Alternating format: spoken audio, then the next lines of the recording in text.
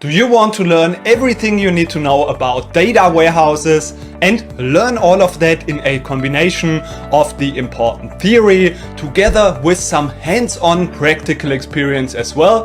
Then look no further, this is the right course for you. Hi, my name is Nikolai Schuler. I'm a mathematician working as a BI consultant, and I've implemented many data warehouses in a modern way in different countries, different companies in the world, and I'm now teaching this knowledge in over 155 countries as a best-selling instructor all around the world. And why is this the right course for you? Because with this course you will learn everything you need to know about designing and implementing your data warehouse.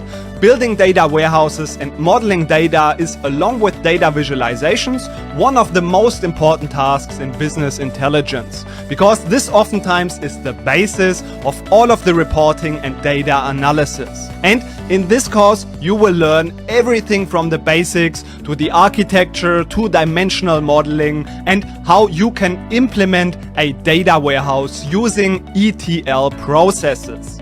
We'll also create a complete data warehouse from scratch, end-to-end, hands-on together in this course. For that reason, we'll set up a database management system and an ETL tool locally on your machine so that you can work along with me. The main goal of this course is to get all of the relevant knowledge to effectively architect and implement your data warehouse. That's why we'll also later on talk more about the advanced topics like slowly changing dimensions, ELT, optimizing a data warehouse using indexes, and some of the new and more modern developments like cloud data warehouses and massive parallel processing. In short, everything you need to know about data warehouses, dimensional modeling, and ETLs, no matter if you are a beginner or if you already have quite some experience. After this course, you will be able to architect and implement your data warehouse in a professional manner.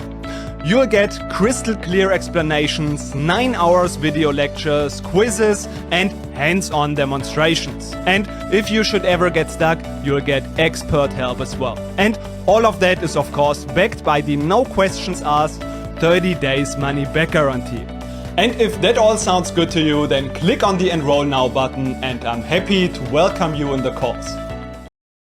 Before we start with all of the lectures and the content of this course, I think it's a good idea to, in the beginning, get a few tips on how you can get the most out of this course, because I think this will help you to benefit the most from this course. And my first tip is make use of the Udemy tools. So, of course, this is an on-demand video course that allows you to go through all of the lectures in your own pace. And you can always, of course, jump back and forth in the video player, and you can also just go and revisit some of the lectures again. Of course, I think that it's the best to just go through it in a chronological order, but if you want to revisit some of the lectures, you can always do so and do everything when it suits you in your schedule. Of course, I think one of the key factors of success is consistency. So make sure to make some room every day, even if it's just a little bit, and this will help you to really succeed and get the most out of this course. Of course,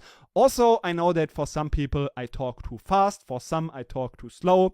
For example, if I talk too slow, you can just change the playback rate and increase it, for example, to 1.5 or 1.25. And this will then help you to adjust the pace of this video. And also, I want to note that whenever you want to make some notes in this course, you can always do so in the lecture that you are currently in, at the moment that you are currently in the video.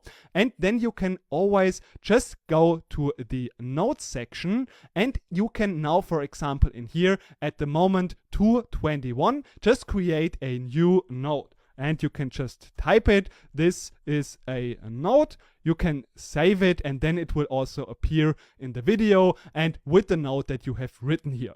And also, of course, if you have any questions, you can go to the Q&A section and you can search for the questions that have been already asked and answered. And if you should not find the answer to your question, you can also just ask a new question.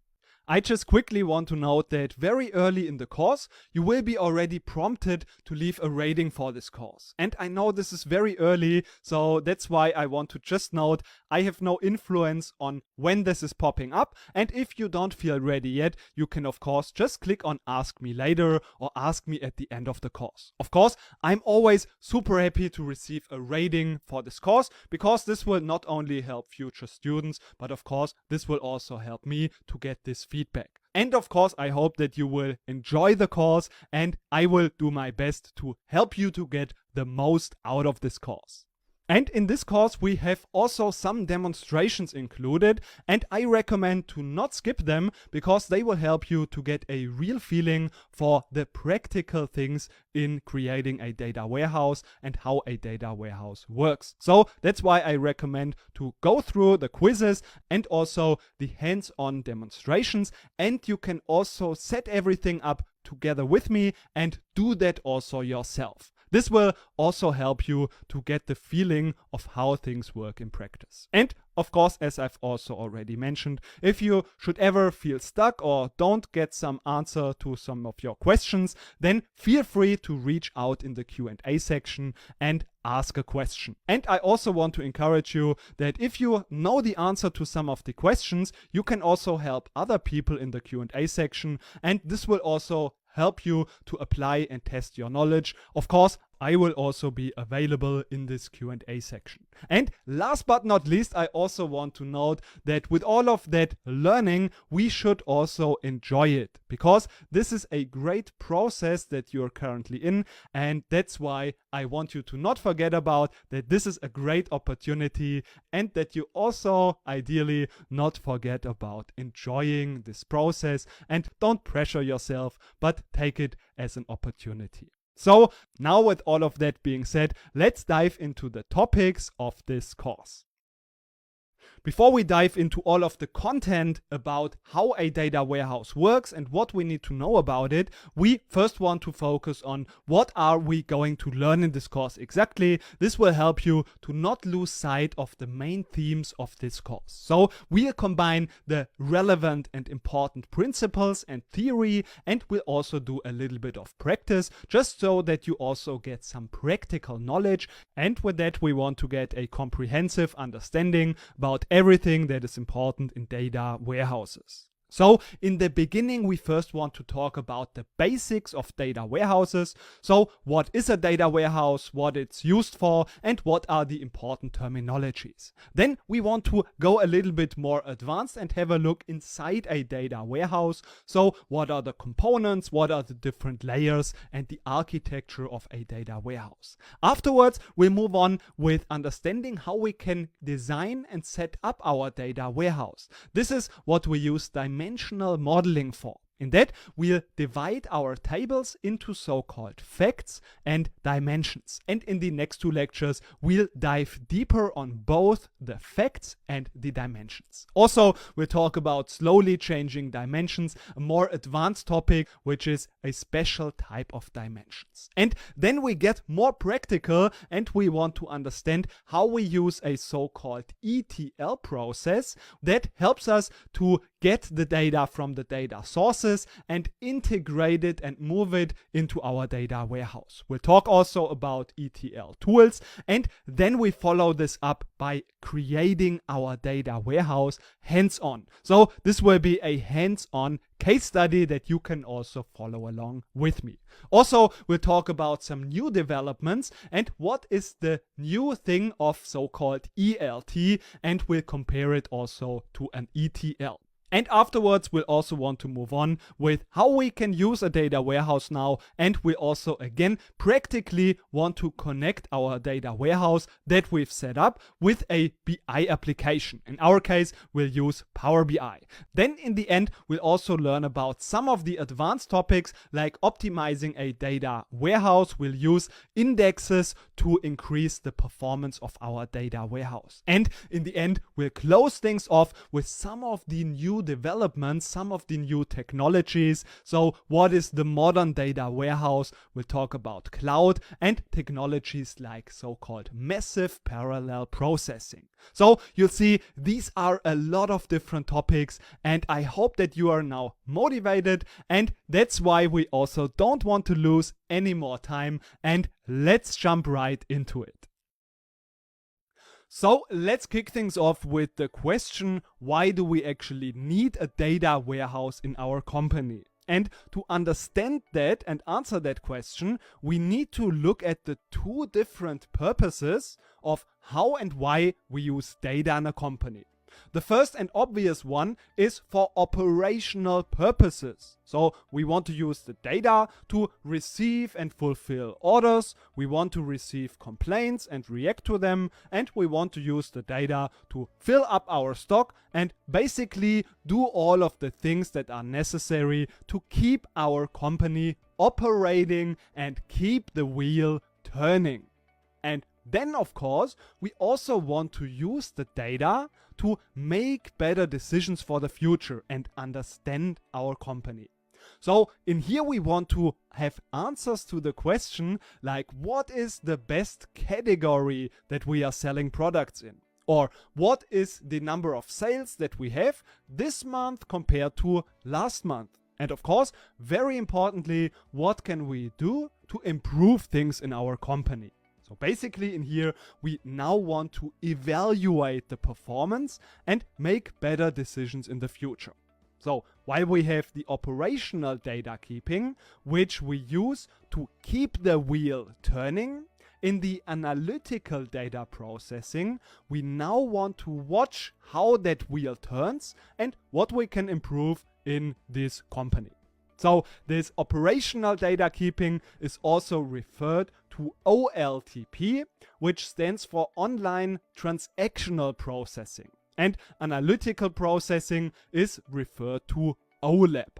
And the lack of a data warehouse in a company is usually showcased by statements like, we have a lot of data, yes, but we can't really use it, or we don't really use it. Because it is very complicated to access, very difficult to analyze, because it's spread all across different systems in our company, very difficult to access, or also things like, I just want to see what is relevant and I want to have this data accessible, quick and easily. So we finally want to make fact-based decisions and don't argue about the numbers anymore. So these are all statements that underline the need and maybe also the lack of a data warehouse.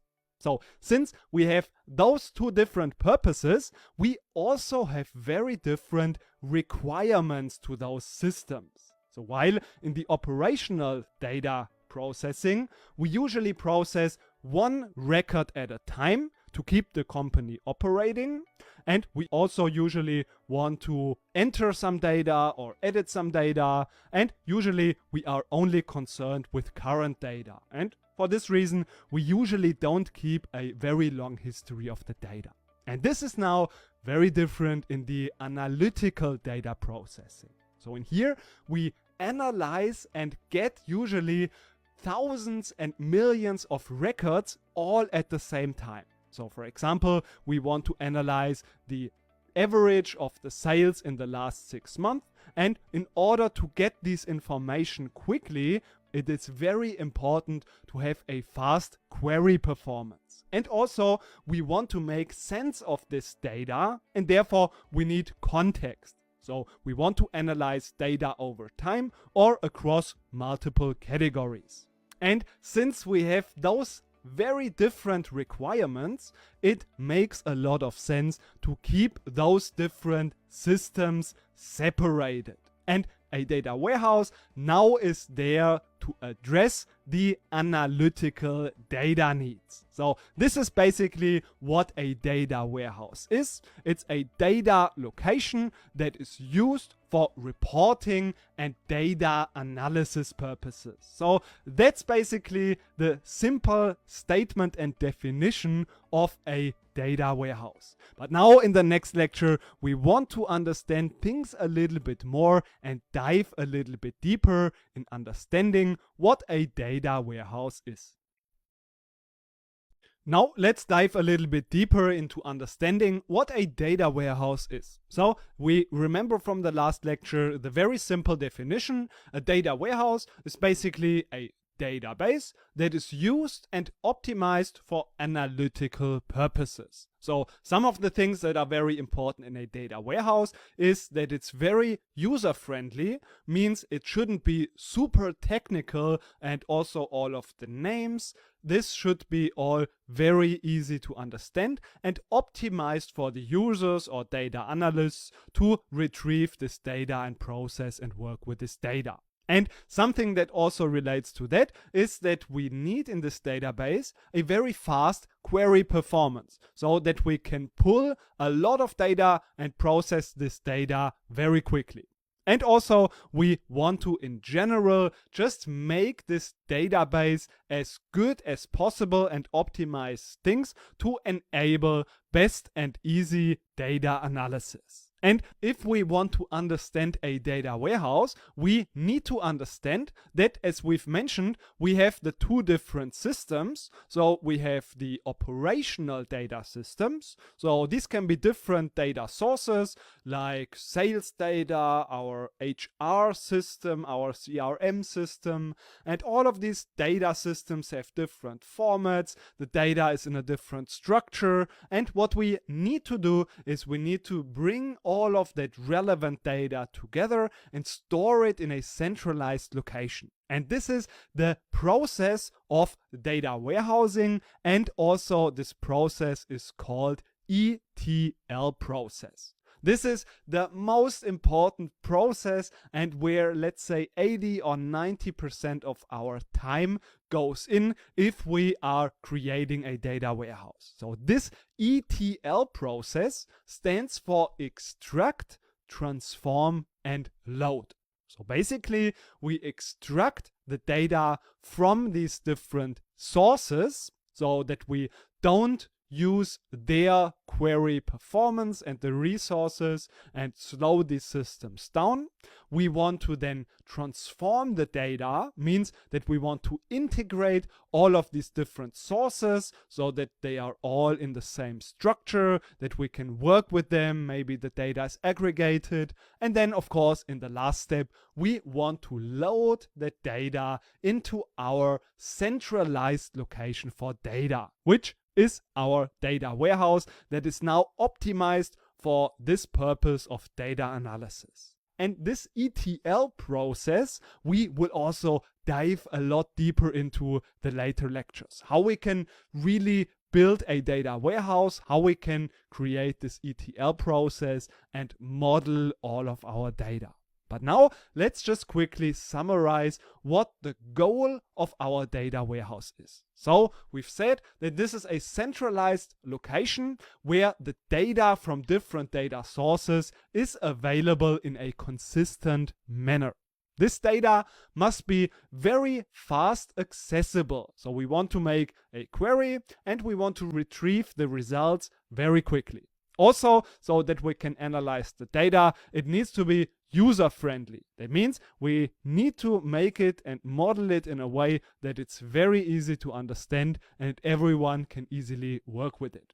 Then also we have seen that we need the copying process and also transform this data, and this needs to be done consistently and repeatedly. And this process we've called ETL process. So this is what a data warehouse is. And then in the end, this is also one of the main goals. We want to build some reporting or some data visualizations on top of our data warehouse. This is why we build our data warehouse.